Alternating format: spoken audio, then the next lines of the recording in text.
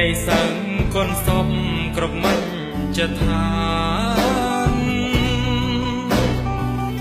មានប្រាំងគុណធ្ងន់ប៉ុនពេកប្រមាណប្រណីដល់ញាតសន្តានប្រប្រានដល់សឹងគ្រប់គ្នាធម្មជាតិបាយឆៅកំពុងរីកស្រង់ប្រែជាក្រៀមក្រំខុសពីធម្មតាធ្លាប់តែឃើញភ័ក្រគ្រប់ពេលវេលាពេលនេះត្រឡប់បែរជាឃ្លាតឆ្ងាយបាត់ស្ងាត់សូន្យជឹងព្រះអង្គមានគុណដងធំប៉ុនពេកថ្ងៃនេះកំផលបំបែកបរិស័ទចិត្តឆ្ងាយបងហូរទឹកភ្នែកសល់តែក្តីសង្វេគស្រណំដល់ព្រះគុណថ្លៃសូមក្រាបបួងសួងដល់ព្រះត្រៃរតន៍វត្ថុស័ក្តិសិទ្ធិដែលនៅសំថ្ងៃ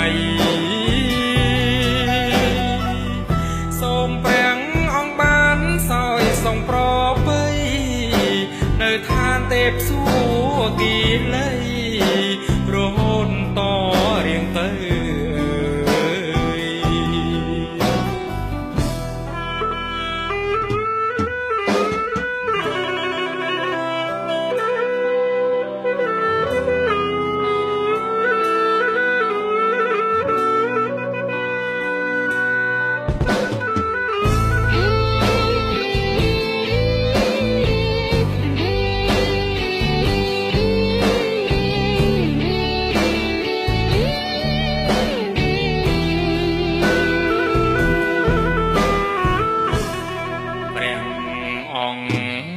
មានគុណដងធំមុនពេកថ្ងៃនេះកំផលបំបែកបរិស័ទចិត្តឆ្ងាយបងហូរទឹកភ្នែកសល់តែក្តីសង្វេគស្រណំ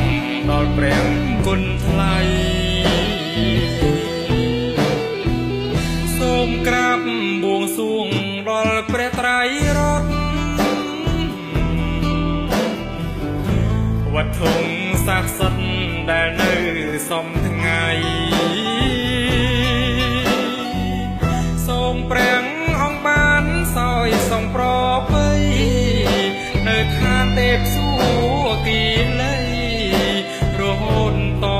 រៀងទៅ